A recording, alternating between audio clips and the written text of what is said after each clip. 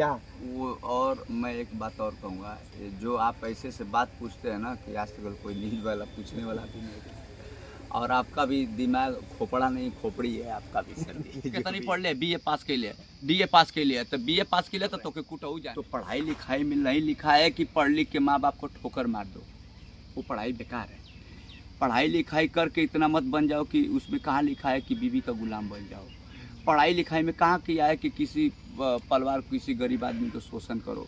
पढ़ाई लिखाई में कहाँ बन गया है कि दरोगा एसपी बन जाओ तो किसी से घूस लेके किसी का जान मरवा दो। उससे बात कर ले, अगर उसके बराबर नहीं बात कर पाऊंगा तो एक कलाकारी छोड़ दूंगा, वहीं पे 20 चप्पल मुझे मारिए और भगा दीजिए। मैं इतना अनुभव करता हूँ, बिना अनपढ़ आदमी जो 1 रुपया पढ़ा लिखा नहीं हो, मैं दुनिया देख चुका हूँ, मैं सीख चुका हूँ। क्योंकि मेरे इधर कितने लोग आते हैं, बुजुर्ग आदमी बूढ़ पुरानिया कितने लोग आते हैं, बिखरते हैं कि बाबू ऐसा किया वैसा किया। तो आज मुझे सीख उन्हीं लोग से मिलता है कि वाह अरे इन लोग का माँ बाप और इन लोग की साला क्या ज़िंदगी है, जो पढ़ाई लिखाई करके भी साला अपने माँ बाप को नहीं पूछते हैं, अपने माँ बाप को इज्जत नहीं देते हो। इससे पढ़ाई पर मैं थूकता हूँ। ये क्या बात करते हैं आप, कैसे बात करते हैं आप, ये गलत बात करते हैं आप। ये पढ़ाई लिखाई पर ये सब, मैं ये पढ़ाई लिखाई पर मैं कहूँगा वही बात, माँ बाप की सेवा करेंगे तब वो पढ़ाई लिखाई होता है। ये नहीं पढ़ाई लिखाई हो कि नहीं माँ बाप का ऐसे पूरे ज़िंदगी आप पे लुटा दो, जब भी शादी हो जाता अपनी औरत की सुनने लगो। दोस्तों स्वागत है आपका हमारे YouTube चैनल HP इंटरटेनमेंट में, जहां पर हम अपनी टीम कैमरामैन हरकेश राजभर के साथ आए हैं अपने क्षेत्र के बहुत ही चर्चित कलाकार चिरकुट बाबा उर्फ श्रवण कुमार जी, और गाजीपुर के देवा गांव में इनका निवास है। और आप देख सकते हैं यहाँ पर आए दिन रोज नए नए कलाकार अपने साधन अपने बाइक से आते रहते हैं। और यहाँ पर देखिए चिरकुट बाबा का छोटा सा आवास है, ये चिरकुट बाबा की गाड़ी है।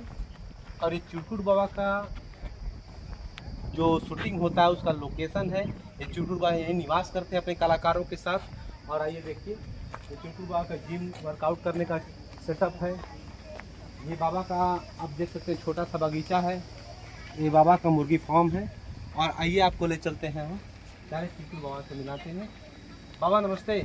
नमस्ते, प्रणाम भैया जी, आइए। और बाबा क्या हाल चाल? ठीक है। दोस्तों हमारे क्षेत्र के बहुत ही चर्चित कलाकार चिरकुट बाबा जी से हम आज आपको मिला रहे हैं और स्वागत है आपका अपने यूट्यूब चैनल। यार तेरी पानी नहीं आवाज सब देने बाबा 2 मिनट समय चाहिए आपका। कैमरामैन जरा बैठ जाइए यहाँ पे।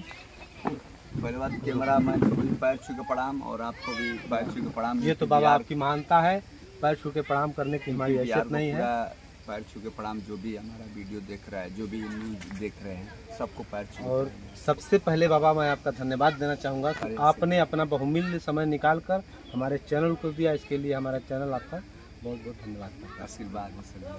बाबा 2-4 सवाल हैं हम आपसे पूछना चाहेंगे, अगर आपके पास समय विस्तृत हो तो मैं विस्तृत समय व्यर्थ करना चाहूँगा। पूरा जीवन भर आप मेरा समय ले लीजिए। और सबसे पहले मैं शुरुआत करना चाहूँगा, क्योंकि हमारे चैनल में आप पहली बार आए हैं जी सर, और दिल गदगद हमारी टीम का है कि आपने अपना बहुमूल्य समय निकाल कर हमें दिया। जी। और सबसे पहले तो मैं धन्यवाद आपके समय के साथ साथ मैं आपकी इस लोकेशन को देना चाहूँगा जहाँ पर आप छोटे से बगीचा, क्या मैं भाई साहब जरा इस बगीचे को दिखाइएगा।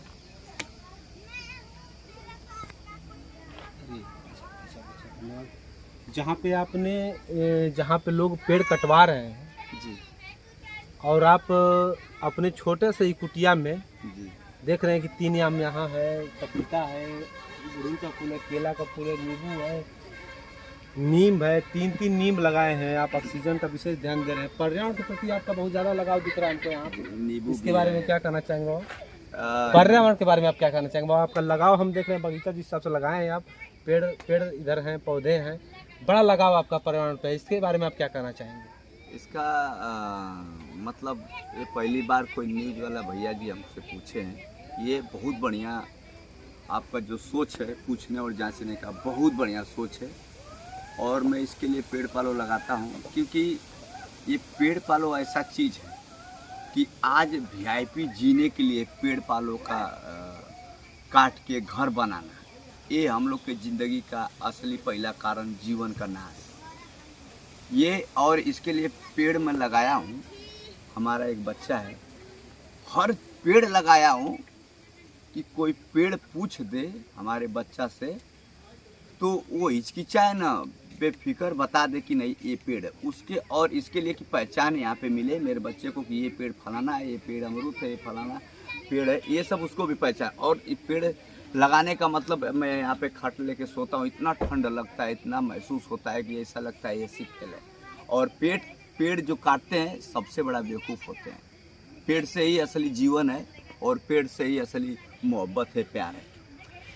बाबा मुझे ऐसा पता लगा है, जैसे कि सभी आप लोग जानते हैं कि हम लोग जहाँ जाते हैं तो पहले कुछ क्वेरी करते हैं, किसी शख्सियत से मिलने जाते हैं तो उसकी विचारधारा के बारे में जहाँ तक हल्का फुल्का पता चल ही जाता है।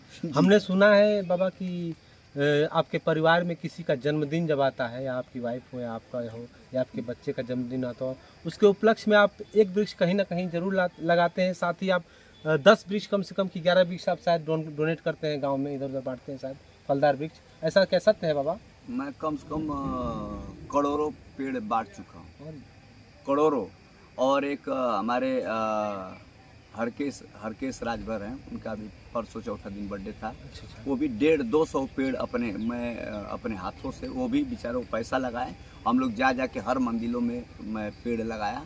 वो भी इंसान का, भगवान का आशीर्वाद इतना वो इंसान को मिलना चाहिए कि हज़ारों साल जिए, जो मेरे जैसा सोच रखते हैं। वो हरकेश जो राजभर बिरादर हैं, चुरावनपुर का रहने वाले हैं, दुर्लापुर। और वाकई जो मेरा सोच है उसको भी आदमी का वही सोच है। बहुत बढ़िया इंसान है। और वो भी पहले तो पेड़ पालो नहीं लगाता था, लेकिन वो इंसान बताया कि बाबा जो भी है पेड़ पालो लगाना चाहिए। और वो आदमी का भी दिमाग लेके थोड़ा चलता हूँ। और जब भी उनका भी बर्थडे आता है तो वैसे ही काम करते हैं, और उन्हीं का सीख है कि आज मैं सीख के पेड़ पालो लगाता हूँ। बहुत नेक विचारधारा और बहुत ही उत्तम कार्य आपके द्वारा किया जा रहा है, आपके मित्रों के साथ किया जा रहा है।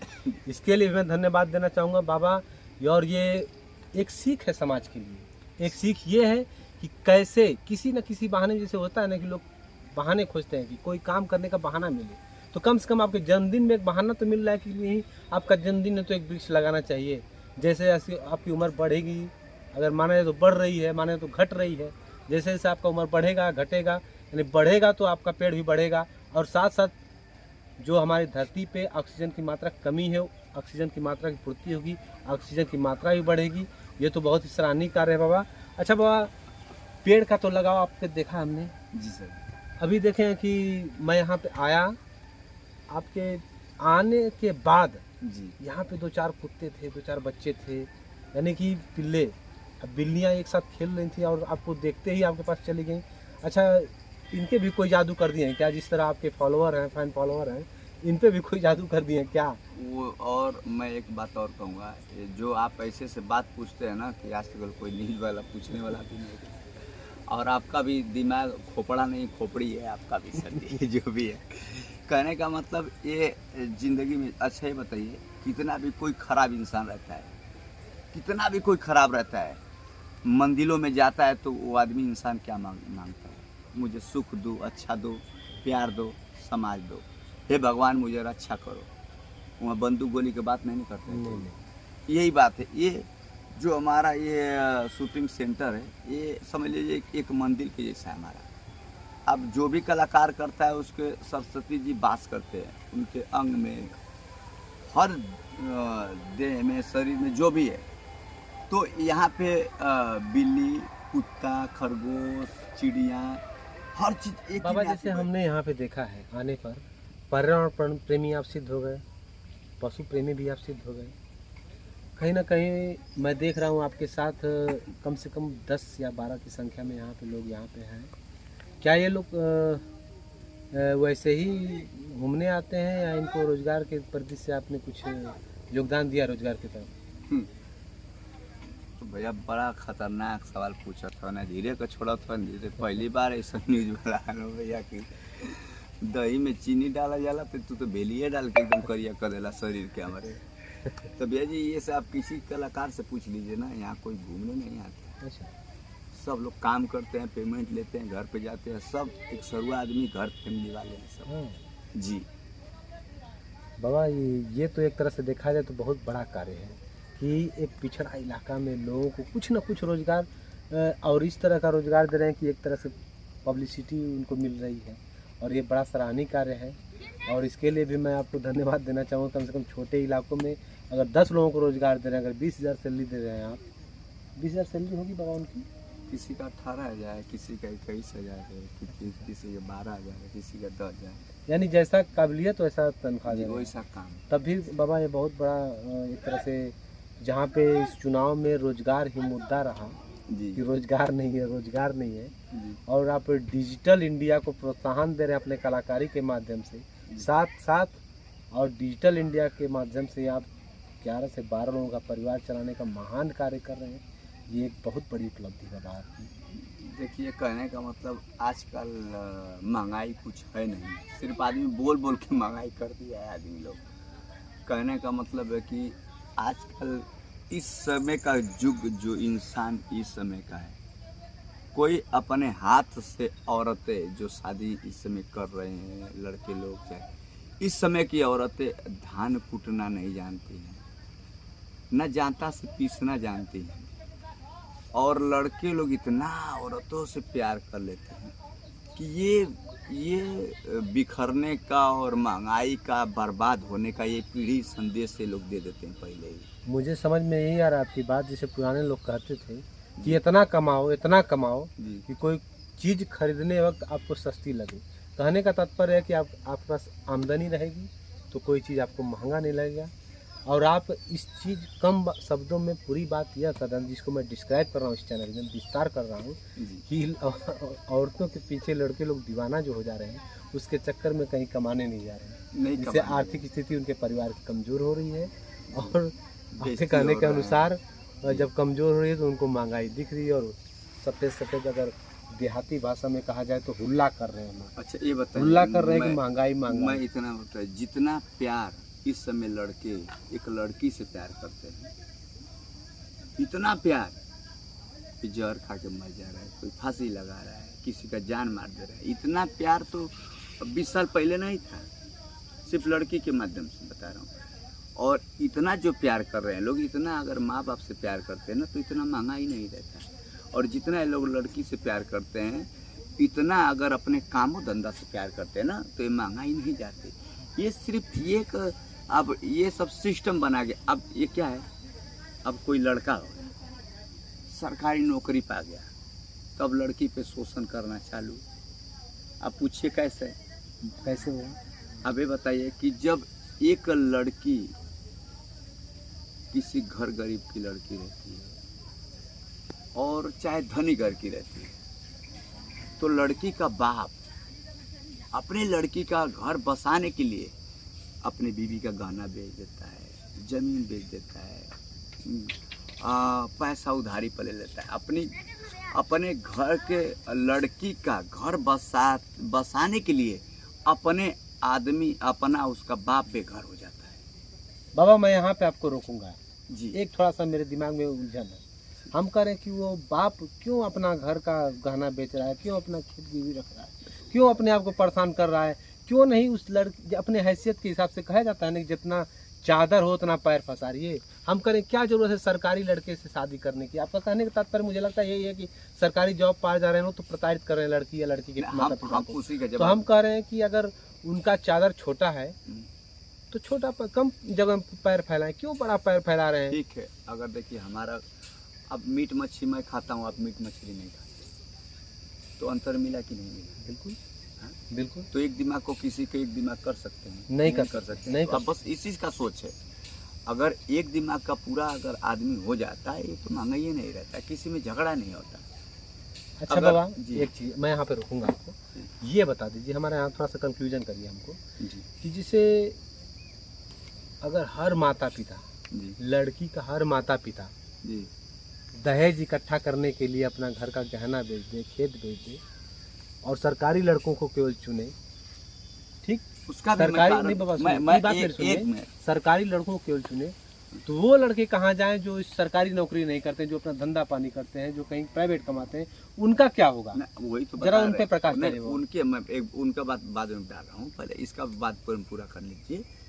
जब ये इंसान अगर सरकारी नौकरी पा जाता है तो माँ बाप को भी रहना चाहिए, लड़का को भी रहना चाहिए कि मैं किसी घर फैमिली को उठा के लेके आऊँ कि मुझे सरकार सैलरी दे रहा है, मैं सरकारी नौकरी पे, मेरा गांव में इज्जत है, हर जगह समाज है। 6 लाख रुपया ये लोग दहेज मांगते हैं, तो ये दहेज तो ये लड़की पे शोषण नहीं हो गया तो क्या हो गया? अगर सरकारी नौकरी मिल गया है तो सरकार इतना पैसा देता है कि माँ बाप को खिला लो, अपने बीवी को खिला लो, अपने बाल बच्चा को खिला लो। लेकिन क्या है ना कि ये लोग जो सरकारी नौकरी पा जाते हैं और दहेज इनका लड़के का बाप माँ इन लोग का दहेज के फेर में पड़ जाते हैं, तो ये लोग इतना शोषण करने लगे। अगर सरकारी नौकरी पाए हैं तो उसका इज्जत कीजिए, सम्मान कीजिए। जिसको सरकारी नौकरी मिल जाता है उसका गांव में इज्जत और समाज मिल जाता है उसको। और ये लोग इज्जत नहीं देखते वाला, हमको 5 लाख चाहिए, 6 लाख चाहिए, तो ये सरकारी नौकरी ऐसे लोग को नहीं मिलना चाहिए। जो सरकारी नौकरी पा के भी अपने आप को नहीं समझते हैं कि मैं सरकारी नौकरी पाया हूँ या नहीं पाया हूँ। ये लोग सरकारी नौकरी पा के भी, और यही सरकारी नौकरी पा के किसी गरीब घर के लड़की को उठा लो तो क्या है ना कि वो अपने जैसे वो लड़की होगी, अपनी बीवी हो गई, तो उसको जितना भी बोलोगे डांटोगे तो एक शब्द नहीं बोलेगा। आप तुम सरकारी नौकरी हो के उसके इतना दहेज ले लेते हो कि लड़की भी लड़ेगी। उसका हक बनना है लड़ने का, पूरा 100% उसका हक है लड़ने का। आप 1 रुपया मत मांगिए, बोले कि मैं सरकारी नौकरी में तुमको सजा के लाऊंगा, बना के लाऊंगा, तब आप उसको दो बात बोलेंगे भी तो लड़की बोल नहीं सकती। बाबा, मैंने जहाँ तक देखा है, जहाँ तक मेरी सामाजिक अनुभव है, अगर सरकारी नौकरी दहेज मांगने वालों को न मिले तो मेरी जानकारी में यही है कि सरकारी नौकरी योग्यता भी मिलती है, ठीक, और सरकारी नौकरी सबको मिलती भी नहीं है। 100 में 10 लोगों को मिलेगी अगर आएगा वैकेंसी तो मेरा मानना है कि अगर सरकारी नौकरी वाली दहेज न मांगे तो लड़की का बाप कोई भी हो, मैं हूँ या कोई भी हो, मुझे भी चाहिए कि मैं भी सरकारी नौकरी का लड़का ही केवल न खोजूँ। कोई योग्य लड़का मिल गया, भले वो नौकरी ना करता हो। सही बात है। क्या मेरा ये सोचना गलत है बाबा? लेकिन सही है, आपका भी सोचना है। जब से ये लड़की को पढ़ाने लगे बाहर निकल के, तब से दुनिया बेकार हो गई, लड़कियों लोग बेकार हो गई। नहीं तो पहला घर के सामने स्कूल था, सरकारी स्कूल था, लड़कियों लोग का पढ़ाई का स्कूल अलग था। चौखटों लांग के पढ़ने जाते थे लोग, जैसे लांग के जाती थी वैसे इज्जत समाज से घर में आती थी। आजकल तो कोई माँ बाप पूछते नहीं कि कहाँ गए लोग, बेटी पढ़ेगा नहीं, का पढ़ेगा लोग, का पढ़ूँ का पढ़। ये सब सरासर है। जितना पढ़ाओगे उतना आपका घर बर्बाद होगा, मैं इतना जानता हूँ। नहीं, ऐसी बात नहीं है। अच्छा, मैं पूछता हूँ, अभी नया सिस्टम आया था इलाहाबाद बनारस में, पढ़ा के DI क्या पढ़ा के, लेकिन उसका हुआ, वो आदमी का शादीशुदा नहीं हुआ। तो ये लड़कियों लोग के मन में इतना लालच हो गया, इतना पहले से दुनिया लोग दिखा देते हैं। वही तो मैं कहना चाहता हूँ बाबा कि अगर एक योग्य लड़के की बात किया जाए, अगर एक योग्य लड़की की बात किया जाए, अगर कोई लड़की पढ़ लिख कर SDM या कोई सरकारी नौकरी पा जाती है तो क्या वो जो जिसको रोजगार कह रहे हैं आप लोग, मतलब कि सब लोग कहता है जिसको रोजगार यानी सरकारी नौकरी, किसी ऐसे लड़के से शादी कर सकती हैं क्या जो सरकारी नौकरी नहीं करता है? क्या लड़कियां ऐसे कर सकती हैं? वही तो हम बता रहे हैं कि लड़कियां का मन बढ़ी नहीं है, ये सब माँ बाप का शोषण कर रहे हैं। जितने लड़कियां लोग हैं आज जितने बिगड़ रहे हैं पढ़ाई लिखाई, नहीं तो मैं बता रहा हूँ इतना इलेक्ट्रिक का चीज़ इतना आगे बढ़ चुका है, इतना बढ़ चुका है कि ये सब इसमें गंदगी से भरा हुआ है। जैसे मेरा कहना है बाबा कि पढ़ाई लिखाई से नहीं बदल रहा है संस्कार क्यों बदल रहा है? तो हम लोग एक जिसे हमारे समाज या इस समाज की अधिकांश स्थिति की मैं बात करूं तो कहीं ना कहीं लोग पढ़ाई पर ही और किताबों पे विशेष ध्यान दे रहे हैं, विशेष फोकस कर दे रहे हैं, और कहीं ना कहीं उनको किताबों के ज्ञान के साथ साथ जो सामाजिक ज्ञान देना चाहिए अपने बच्चों और बच्चियों को, वो देने से वंचित कर दे रहे हैं। तो कहीं ना कहीं पढ़ाई लिखाई को इसमें दोषी नहीं मानता हूँ, इसमें सामाजिक ज्ञान जो नहीं दिया जा रहा है। अब इस समय का पीढ़ी बता रहे हैं, इस समय का 12 साल 10 साल 15 साल जितने हैं लड़कियां सब यूट्यूब पे नाच रही हैं, हाफ चड्डी तो ढड़की रेखा के कितने लोग। अब सोच लीजिए वो बर्बादी नहीं है तो क्या है? बिल्कुल बर्बादी। तो मैं कैसे कहूँ कि वो सही आदमी? तो क्या आप ऐसे सोच का समर्थन करते हैं? हालांकि इस तरह की लाइनों से हैं, आप कलाकारी वाली लाइनों से हैं? मैं ये कहूँगा कि इतना पैसा कमाने का शौक़ है, इतना पैसा कमाने का शौक़ है तो पढ़ाई लिखाई करो, नौकरी के तलाश में ढूंढो, माँ बाप का सर ऊंचा करो। ये नहीं कि ढिंढकी लगा के नाचा। कोई भी लड़की हो, आप घर घर देखिए टिकटॉक फेसबुक पे लगे रहते हैं। मैं वही पूछ रहा हूँ, जितना मोबाइल से प्यार करते अपने माँ बाप को प्यार करके देखो। अगर आपकी दुनिया न संभल जाए तो मुझे कहना। तो कुल मिलाकर मुझे यही समझ में आता है बाबा कि आप अच्छाइयों के समर्थक हैं, समाज में सेवा करने के समर्थक हैं, बुराइयों के समर्थक नहीं। भले आप इंटरटेनमेंट के व्यवसाय से या उस तरह के क्षेत्र से जुड़े हैं, मगर गलत चीज़ों का आप समर्थन नहीं करते हैं। हाँ, अगर आपके अंदर क्वालिटी है उस तरह का, जिस तरह की क्वालिटी है उस तरह के क्षेत्रों में आप जाने की लोगों को यह संदेश देना चाहते हैं। मैं आपसे एक बात पूछ रहा हूँ और एक सवाल जवाब पूछ रहा हूँ। अगर चलिए आप कम से कम 5 साल 6 साल का हो गए, एक उदाहरण दे रहा हूँ, आप 5-6 साल का हैं और आपके माँ बाप आसरा रखे हैं कि मेरा बेटा पढ़ेगा, नौकरी धरेगा, पढ़ेगा नौकरी धरेगा, तो आप चलो समाज में पढ़ाई लिखाई करते करते करते करते आपका उम्र आधा हो गया ना। उसके बाद तुरंत शादी हो जाता है और शादी होने के बाद तुरंत अपने बीवी को इतना प्यार करने लगते हैं कि माँ बाप को भूल जाते हैं।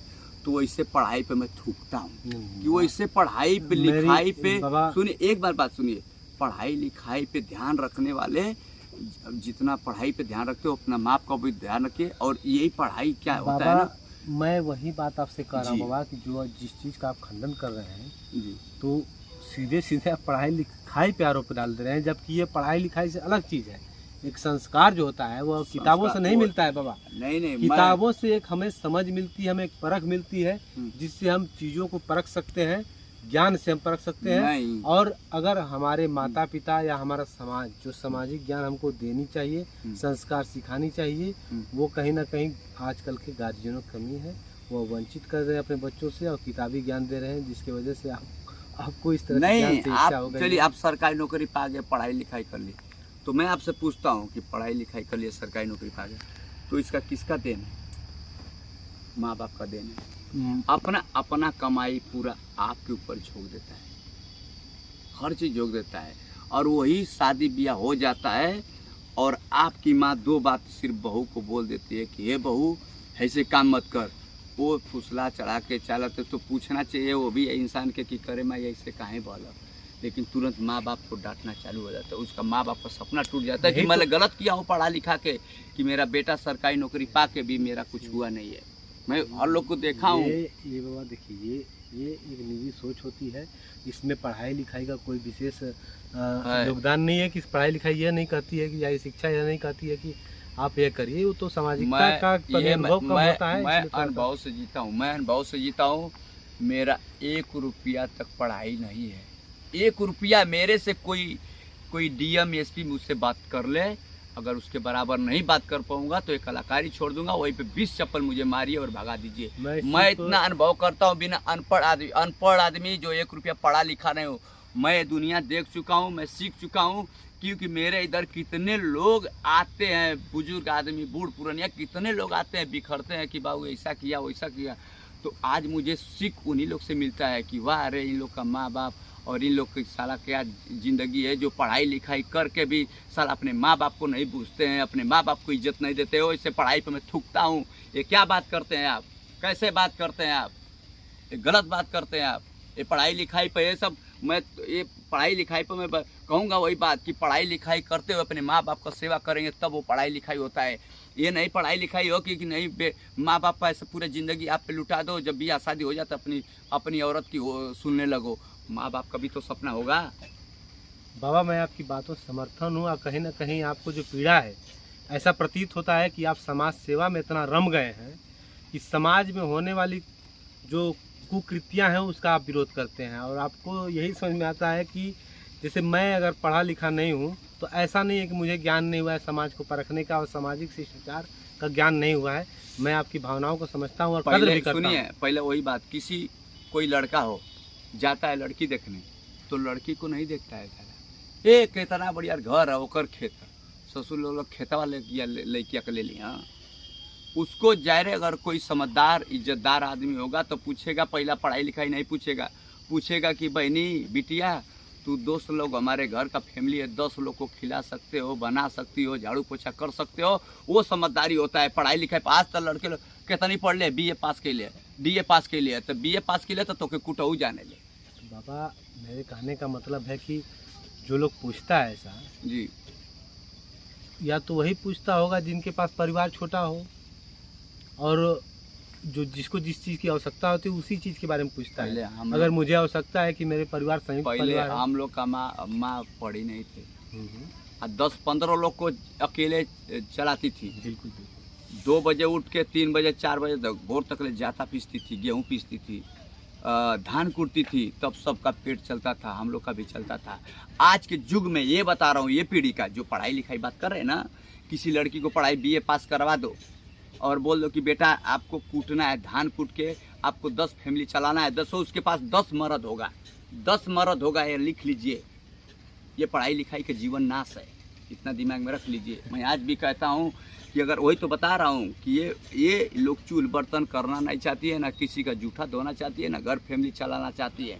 ये सब मेरा बात आप मानिए चाहे मत मानिए, भले मुझे कोई गाली दे चाहे न दे, लेकिन मैं ये कहता हूँ कि लड़की लोग को उतना ही पढ़ाओ कि घर का चूल्हा और समाज लेके चल चुके।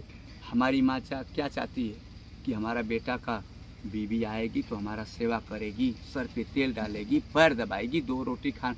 उन लोग का माँ बाप का एक ही सहारा रहता है कि हमारे बेटा का औरत आएगी तो हमारा सेवा करेगी, बुजुर्ग होऊंगा तो मेरा एक सेवा का लाठी बनेगी। क्या बनती है? कुछ नहीं, सीधे लात मारती हैं लोग।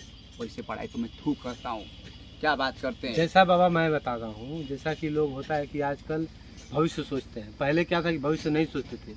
अगर आज लड़की पढ़ लिख लेगी, मान लीजिए कि मैं जानता हूँ क्या कर लेगी, मेरी वाइफ है, मेरी वाइफ पढ़ी लिखी है और मैं भी पढ़ा लिखा हूँ, मैं कोई रोजगार कर रहा हूँ। अगर मेरे तक सीमित रहता मेरे परिवार की जिम्मेदारी तो अलग चीज़ है। अब क्या है कि मेरे गुजर जाने के बाद, मैं तो ये जानता नहीं हूँ कि मैं आज जिंदा हूँ तो कल जिंदा रहूँगा कि नहीं रहूँगा। मेरे गुजर जाने के बाद मेरी बीवी पढ़ी लिखी रहेगी, उसके पास अगर शिक्षा रहेगा तो कहीं ना कहीं वो परख सकती है कि मुझे ऐसे विषम स्थिति में क्या करना चाहिए, क्या नहीं करना चाहिए। कहीं ना कहीं तो इसका पढ़ाई का विशेष इस तरह का क्षमता बढ़ाने का योगदान वही रहता तो है। बता रहे हैं आप। मैं इसके लिए पेड़ पालो क्यों लगाया हूँ। कल का दिन मेरे बच्चे से पूछोगे कि बेटा कोरोना का पेड़ कौन सा है, इतना पेड़ लगाए, उसको बताता हूँ कोरोना का पेड़ है, नींबू का पेड़ है। आप पेड़ पालो नहीं लगाए हैं, कल का दिन अपने बेटा से पूछिए कि बेटा कोरोना का पेड़ कौन सा है, ढूंढते रह जाएगा आपका लड़का, नहीं मालूम चलेगा। तो वैसे हर लोग को कहता हूँ कि माँ बाप वैसा रहना चाहिए कि जैसा सीख वैसा बराबर अच्छा देना बाबा, चाहिए। मैं यहाँ पे आपको थोड़ा सा रोकूंगा। ये बताइए आपने पेड़ समझाया बच्चों को अपने, जी, और जीव जंतु पे प्यार कैसे किया था, ये चीज़ सिखाया। क्या आप अपने बच्चों को पढ़ाते नहीं हैं? वही तो पढ़ाता हूँ, अनुभव से पढ़ाता हूँ। नहीं, मेरे क्या आप किताबी ज्ञान नहीं देना चाहते हैं? क्या नहीं देते हैं? किताबी ज्ञान उतना देता हूँ मैं। उससे पूछता हूँ, आपसे पूछता हूँ कि पहले का पढ़ाई कितना कठिन था। ये पढ़ाई तो आँख मूंद के पढ़ाई है। पहले का जो गिनती था हम लोग का, नहीं पहले का जो गिनती था, ऐसा लगता था कौवा उड़ रहा है, ऐसा लग रहा है कि बगुला उड़ रहा है। इन लोग अब की पूछो कि पहले का पीढ़ी का गिनती लिख के बताओ तो कोई गाड़ी में दम नहीं है कि बता दे मुझे आता है। अनुभव से मैं जानता हूँ कि कैसे कैसे लिखा जाता है। बात सही बाबा, गुणा गणित आता है। मगर किसी को अगर आप नहीं अपने बच्चों को पढ़ा रहे हैं तो मुझे कहीं ना कहीं ये समझ में आता है कि आपकी तकलीफ जो आपके अंदर पीड़ा है वो इस चीज़ से नहीं है कि किताबों का विरोध आप नहीं कर रहे हैं, मगर विरोध ये कर रहे हैं कि किताबों के साथ साथ सामाजिक ज्ञान भी दीजिए। आप इसका समर्थन कर रहे हैं और यह सोच कहीं ना कहीं बाबा सबके अंदर आनी चाहिए। और मैं आपका बहुत ज़्यादा समय नुकसान न करते हुए आपसे वही तो मैं नहीं धन्यवाद। मैं वही बात बोल रहा हूँ कि अगर पढ़ाई लिखाई कर रहे हैं तो पढ़ाई लिखाई में नहीं लिखा है कि पढ़ लिख के माँ बाप को ठोकर मार दो, वो पढ़ाई बेकार है। पढ़ाई लिखाई करके इतना मत बन जाओ कि उसमें कहाँ लिखा है कि बीवी का गुलाम बन जाओ। पढ़ाई लिखाई में कहाँ किया है कि किसी परिवार किसी गरीब आदमी को शोषण करो। पढ़ाई लिखाई में कहाँ बन गया है कि दरोगा एसपी बन जाओ तो किसी से घूस लेके किसी का जान मरवा दो। ये कहाँ का लिखा हुआ है? नहीं, उसी बात को मैं टेंशन दे रहा हूँ अपने आप को, आपको भी, कि पढ़ाई लिखाई लेते हुए करते हुए कुछ अनुभव से भी लेना चाहिए, जीना चाहिए कि जैसे मेरे में जीव हो वैसे जीव पंछुओं में, कुत्ते में, बिलाऊ में भी वैसे जीव जंतु है। तो वैसे वही बात का मैं कह रहा हूँ कि वो उसमें पढ़ाई लिखाई में माँ बाप भी दिखना चाहिए कि ये पढ़ाई में मेरा माँ बाप की पूरा हाथ है। क्योंकि आप पैसा काट काट के, माँ बाप पेट काट काट के आधा खाते हैं आधा नहीं खाते हैं, और आपको पढ़ाई लिखाई करते हैं, आपको पूरा फीस देते हैं, हर चीज़ एक कांटे पे चलते हैं, लेकिन महसूस होने नहीं देते एक बेटा को। तो ये बताइए पढ़ाई लिखाई कि आपको इतना मुकाद पे ले गया, एसपी डीएसपी दरोगा बना दिया, और कल के दिन वो आदमी आपको तकलीफ देने लगा, तो पढ़ाई लिखाई क्या मतलब है? यही बात को मैं समझा रहा हूँ कि पढ़ाई लिखाई करो लेकिन उसमें माँ बाप भी दिखना चाहिए, परिवार दिखना चाहिए, संबंधी दिखना चाहिए, समाज दिखना चाहिए। यही बात है। और अब आज के युग में देख लीजिए कि पहले भाई बहन एक में रहते थे, जैसे भाई का औरत आ जाती है बहन का घर छूट जाता है आना जाना, ठोसा ठोसी झगड़ा पगड़ा होने लगता है, तो माँ का दिल भी टूट जाता है, बाप का दिल टूट जाता है, बहन का दिल टूट जाता है, तो शराब नहीं लगता है तो क्या लगता है? बस यही बात में समझाना है, पढ़ाई लिखाई करो लेकिन उसमें झांको कि इसमें पढ़ाई में मेरी बहन है, उसमें झांको पढ़ाई में कि मेरा माँ है, उसमें झांको कि मेरा बाप है, उसमें झांको कि मेरा मामा है, उसमें झांको कि मेरा पड़ोसी है, उसमें झांको कि किसी का जीव है, इसमें झांको कि मेरा कोई पड़ोसी। मिलाकर मुझे यही समझ में आ रहा है कि बाबा का शिक्षा का विरोध नहीं है, ये शिक्षा का विरोध करते ही न करते हैं, मगर कहीं ना कहीं शिक्षा के आड़ में जो लोग सामाजिकता भूल रहे हैं उनके लिए एक संदेश है कि आप समाज के साथ चलिए। शिक्षा भी जरूरी है मगर सामाजिकता का ज्ञान भी बहुत ज़रूरी है।